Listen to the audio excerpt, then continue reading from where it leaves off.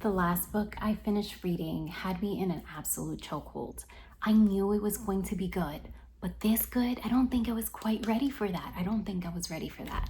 Hi, I'm Arlene. I'm a lifelong reader, and I love sharing my book notes with you beyond my written review. So stick around. Today I have 4 titles to share with you from YA to middle grade, and I think some of them may fit to you or your family.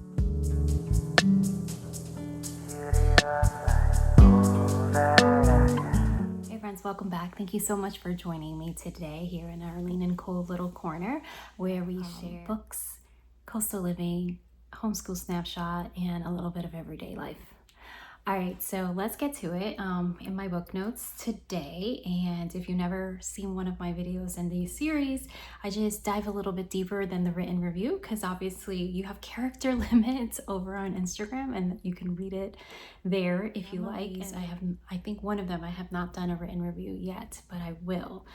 Today my notes are from, yes, I rotate through the notebooks and stuff that I have, is from Conquest Journal, grid, little traveler's notebook, and I kind of just stick this right in my planner. So that is what I'm using today. I always let you know what my notes are coming from, and you can use my discount code Arlene10 if you like in their shop. But let's get to it. The first book, you're wondering, okay, what is that book you're talking about, Arlene? That first book was An Expanse of Blue and I've been practicing, and I'm probably still not going to quite get it, but I hope, and I apologize if I butcher this. Kauakanilehua, Māhoe Adams.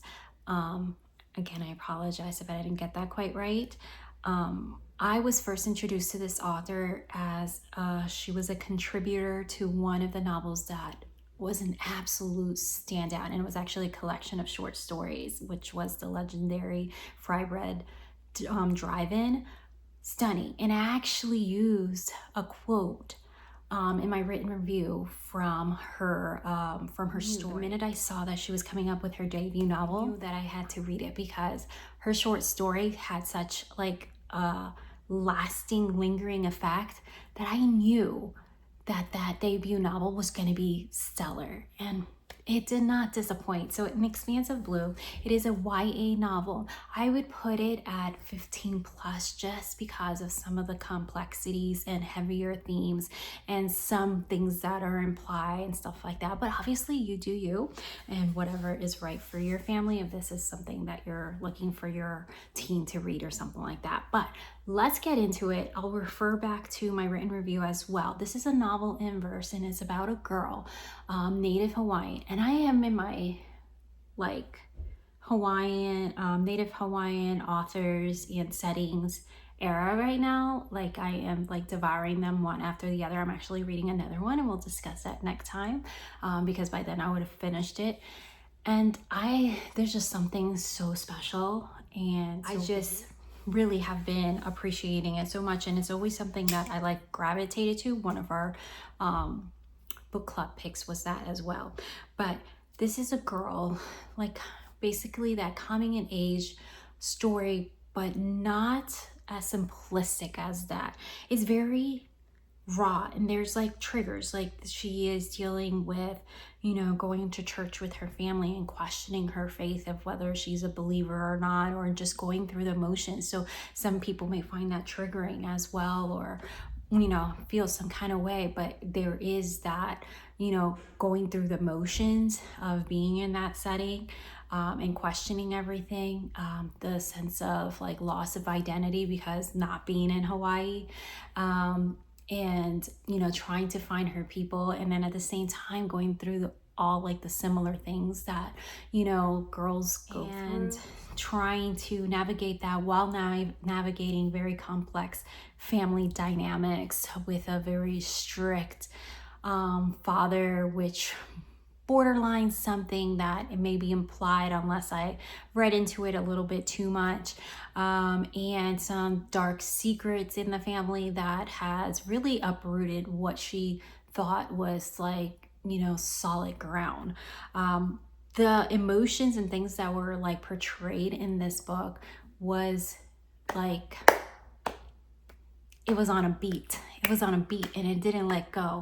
And even though it could get really like dark, In parts, it didn't like leave you in despair. So I don't want to convey that type of message that it was super dark or anything like that. But she's trying to find her place between family expectations, questions of faith, changing friendships, and the parts of herself that she's still trying to figure out. She feels most grounded with her native Hawaiian community and the time that she spends with her extended family. But when she comes into that secret, that is something I read in the story, and I had a library audio copy as well. And the audio was narrated by the author herself. And I don't think I could have read it from anybody else reading it because it was a novel in verse. She knew exactly what message and what tone and what flavor she was trying to convey, and she just was like hard hitting in every single spot, and you just like felt every single word. So I highly recommend to pick up the audiobook on this. But the way that she used the verses, it was I wouldn't say like, it was out like something that was unpredictable. She stitched together this story that you forgot you were reading it in verse, and it just felt like a story, and not, sometimes novel in verse feels fragmented and like you're filling in the pieces to tell what is going on. And I didn't feel that way with this book. I think it's gonna spew a lot of conversations because of some of the themes in it. So if you're looking at it for like an older teen to pick up, that is something that, you can dive into. It asks very difficult questions between it, but then there's like these painful realizations. There is like some sibling dynamics, which I thought for a while, and I don't want to give obviously too much away, but there's some sibling dynamics which maybe make some people feel uncomfortable if you have like a strong family bond. But it also felt very authentic and raw. That's not my experience. None of that with my siblings, but it felt authentic and raw to portray a picture that wasn't like so like this is my best friend type of thing, but like real conflict and having the difficulty of seeing yourself in this other person that lives in your home and is being parented by the same parents, but you feel like there's different lived experiences. So I think a lot of people will connect with that aspect as well. There is some light, I would say, imply sexual behaviors and things like that. I think it, if I remember correctly, it opens up with something to do with like making out and having crush on someone and having those feelings. There is instance where it talks about losing your V card with one of the characters. So just to be aware that if that's something that matters to you when I talk about content wise, is because obviously as a homeschool mom, I know a lot of the books I share, people ask, okay, can so-and-so read it? They're this old and stuff. So I like to give you a little bit of content to what to look for. That's what, for me, it wasn't necessarily like anything that was graphic or anything like that, because it wasn't.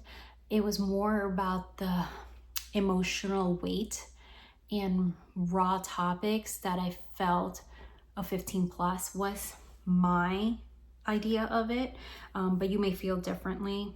There's a lot of struggles with friendships. There is, there's something very different and unique when it comes to like loss of friendships or hardship within a friendship, that oftentimes it feels like a mirror of like a destruction, more complex and deeply hurtful, especially at a teenage age, for kids, that are still developing and growing and stuff, and losing those long-term friendships and things like that hit a little bit differently. So this story conveys so many different paths and emotion in this young girl's life and the extension. But I do say that at the end, it is a hopeful story. It is something of reflection and inspiration. And I think there's just so many different nuggets to talk about. I would say that this is a great book club read as well. I just thought it was beautifully done. And I know I don't do, like in my written reviews over on Instagram, I don't do star rating, but this was easily a 5-star read for me. If we were doing numbers, and you guys know how I feel about that. And I don't do those lightly. It was just amazingly told. It was ugly at times. It was cutting. It dug into you. And it felt like going back to your teenage self if you're reading this as an adult. And then with the added layer of this girl living outside her community and trying to find that connection and trying to find that thread to connect back to where she feels more than other. It was something beautifully told, and I do see the potential for navigating so many different things. And I think this is a story that you would actually pick up again. I think it was a beautiful choice to make it in verse. And I know I've spent a lot of time on that book, but that's why this is called Book Notes, okay? I felt so much for this book, and I highly recommend that you pick it up as an adult, whether, you know, you're teen, whichever it is. It's beautiful, and I would definitely also pick up the audiobook because, like I said, it was narrated by the author, and I also like seeing the author notes as well. Is literally about to like storm really badly. So if you hear the echoes of the sky, and obviously my lighting keeps changing, but this is where I could get some privacy while everybody's doing stuff out there. So it is what it is, okay? The next novel is a middle grade title, and the rest of the novels I'm gonna be sharing my book notes with is middle grade. So this is Queso Just in Time by Ernesto Cisneros, and I really adore this author's work. I had this on my list. If you saw my video, the 26 plus middle grade titles that I was most looking forward to that was releasing in 2026. This was one of them. It did not disappoint. It wasn't like perfection for me, but you know, that is hard to achieve. Very individual, you know, flavor of what you like. So middle grade novel. Queso is, I marked this at a 10 plus just because of the heavier themes and trigger warning of parental death and things like that. So I marked this a little bit at a 10 plus, even though it's a middle grade novel, but that's just my personal take on it, obviously. So Queso, and that is not the full name, and I would butcher it if I tried to say the full name. I was practicing, but it's gone. It's escaped me, okay? Queso has been really reflecting on the loss of his dad. And his dad was a complicated individual and veteran. And the themes of PTSD and the struggle that go along with that was conveyed through this child's eyes. What I love a lot about this novel is that I knew there was going to be a magical element to it. You know, if you read a little bit about the synopsis here, he is really hopeful, and he is really hoping to see his dad again, or just like to feel his presence, and feeling this overwhelming grief of losing his father. And he makes like a wish or something hopeful, and then he wakes up in 1985 in front of a boy named Pancho. And when he realized that he looks very familiar and there's something like very particular about this person, is because Pancho is his dad as a kid, and he gets to spend time with him back in 1985 with his dad before he became the person he knew before he passed. And he had a complicated you know, like I said, life that changed him from this boy back in 1985 of who he was, you know, and playing soccer and all this stuff, and hopeful, and knowing him as a child before he became dad was like a whole entire experience for him. So I knew we were going to get to that part, like this portal fantasy or, you know, portal fiction reality. But what Ernesto Cisneros was so clever, because he let the readers spend a lot of time getting to know Queso's world, Queso's point of view, Queso's friends, his family, and in present time. You spend several chapters in that presence and knowing his story in his perspective before you enter into that portal. And most of the time, middle grade novels don't do that. They like to move things quicker just because they don't want to lose their readers that may have an attention span of this much. So I do appreciate that it took a different twist and allow you to spend time getting to know their present self before they went back in time. And I just thought that was very clever, and that was one of the things I noted in my notebook. I can't tell you too much further beyond that, because then I would be giving you spoilers. I did say like I want to say con, but something that pulled me out of the story a little bit was at times, remember, I'm not the target audience, okay? So a young child will see this completely different, or may. But at times I was taking out a little bit of the story just because I felt like it was like a after school special announcement of certain, you know, things of, you know, that the Queso was helping his friends deal with, or things like that. But it was like stated in a way that felt like an afternoon special, you know, not say like don't do drugs or something like that, but like in the same tone. So I felt like there were certain moments that felt a little, I don't know, like scripted. Like, this is what I'm supposed to say as a character to support my friend that is dealing with identity and all these different things, which I thought were important things to include in the novel. But there was parts that the way it was done, it took me out a little bit, but not enough for me to say, okay, I didn't enjoy this book, because it was really nicely told. It took you on a journey, and I think that many kiddos will appreciate the journey, but I think the maturity level has to be there, because you are dealing with heavier themes. Like I said, PTSD, grief, and everything that goes along with it, and the difficult emotions about seeing back in memory of those difficult moments and how his dad became that person, which was vastly different than the little boy that he met back in 1985. So A Queso Just in Time, I think, was a really, really great story. It was tender. It was real. It was just real. And unfortunately, is some of the realities of some of the families that we encounter. So I expected for it to hit the magic a little quicker, and it didn't. And I love that about it. So I would recommend definitely to picking up Queso Just in Time. And because obviously in the process of moving, most of my books have been an audiobook lately, and this was an audiobook, beautifully narrated as well. So I would recommend that.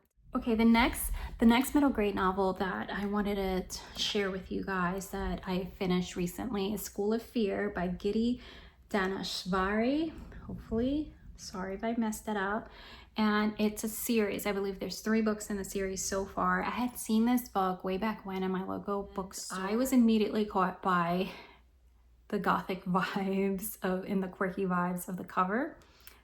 I didn't grab it at the time, but I made a note of it, and I went ahead and checked it out recently for my library and read School of Fear. Now, School of Fear, definitely in the middle grade arena, 8 and up and things like that. The only caution I would say with the 8 and up is it does deal with certain phobias. So if you have a sensitive reader, keep that in mind, because it's a book with basically kids dealing with numerous different types of phobias. So if you have a sensitive reader, that may be a trigger for them. And also, certain vocabulary may be above that 8-year-old mark. So probably 10 plus if you're looking at just sensitivity if phobias could be a trigger, and language vocabulary. But other than that, if your kid was fine, not really sensitive or anything like that, definitely 8 and plus. This is a fun book. This is School of Fears, and School of Fears is, for the first time ever, Madeline, Thea, Lulu, and Garrison are looking forward to start of summer, and 3 little words are to blame. School is going to be their longest and most terrifying 6 weeks of their lives. The foursome must face their phobias head on. Elusive school. There is no homework, no exam. If they don't conquer their fears, by the end of the summer, they'll find out how frightening failing can be. So it is funny, it is quirky, and each chapter starts with a different name of a phobia and telling you what it is, which was very, very interesting for my nerd side of things. So this is lighthearted, it's fun, there's comedy throughout. Obviously, you know, it's kind of a little bit like making fun of yourself while doing all this. It almost reminded me, even though the stories are completely different, not even in the same arena, but it almost reminded me of growing up reading Wayside Stories, Falling Down. Like that same kind of energy. That's what I felt that with School of Fear. I would definitely continue reading the series because I just thought it was super cute. It was fun, and it was a nice light in between read between the heavier stuff. I think it was just like the right flavor. And this actually, I think it's the one that I just finished. I don't even remember because I read multiple books at a time. So I, like, you know, in one day I could finish 3 books just because I was reading the last 20 pages of this one, the last one, whatever. And that's how it works out. But School of Fear, I recommend it if you haven't picked it up. It's super cute. It's funny. And these kids are trying to overcome their fears with these crazy challenges and dynamics of the teachers and things like that. Just feels kind of off. Again, I felt like a little bit of that Wayside School is Falling Down energy, which is the book that made me a reader, believe it or not. The last book, and definitely not Each and Every Spark, by Claire Swinarski. I really enjoy this book, and I think it will be a great book to follow rabbit holes. I see this being a really good book to stem into a novel study, unit study, or maybe lesson block, because there is certain rabbit holes you can follow. And if you have no idea what I'm talking about, you know, I'm a homeschool mom, so we think about these things when we read things, all right? So if you're watching this as a homeschooler, you know what I'm talking about. This book is 2 timelines. We have Paris present time, and we have Penny that has been relocated to Paris with her parents because her mom got this opportunity to work there. She is not happy about it at all. And we're going to get to that. I think this is why I saved this one for last, because it's not the last one that I finished. Because there was parts that as a parent irked me to read, but it was real. It was raw. So I feel just because you don't click with all the emotions in a book, or you don't like a character, I'm not saying I didn't like Penny, but you don't like a character, whatever, that doesn't make it not worth the read. That actually a lot of times makes me keep reading because I feel strongly one way or the other. I could feel like, you know, why are you acting this way? Why are you being a brat? Or anything like that. And I still keep turning the pages because it has captivated me. A character does not have to always be likable to be worth the read. I'm not saying, again, that she's not likable. I'm just pointing that out because I want to get into some points, because it's not always all fluffy and like everything is perfect. Now, if a book is a complete dud, I'm not going to waste time making a video or writing a review. You just will never see it because I'm not wasting my time on that. All right, so we have present time with Penny that has relocated to Paris. She's not too happy about it. And then we have Paris in 1943. These stories are interconnected, and you'll figure out along the story how they're connected, and it does take you on a journey. I do love that this middle grade felt a little bit like reading one of Kristen Cameron's historical fiction, which are adult fiction, and she does a lot of the dual timelines, sometimes triple. And I really love that. So I love that type of framework. And those are very, very enjoyable for me. So in 1943, we have Maria Bonet, who has felt so afraid when a German army seized power over France. So this is Nazi-occupied Paris, and so you're dealing with all those dynamics. But then there's a lot of art and art history in this book, which makes it something more unique and allows you to follow down some rabbit trail. Penny, when she goes to Paris, and I think that that's the real anchoring story here. Like a lot of times I feel like when dual timelines, that both stories have equal weight. I could be wrong. I felt like Penny's story was more dominant. Maybe not. Maybe that's just how I felt in the moment, but I felt like it was more dominant, which was fine.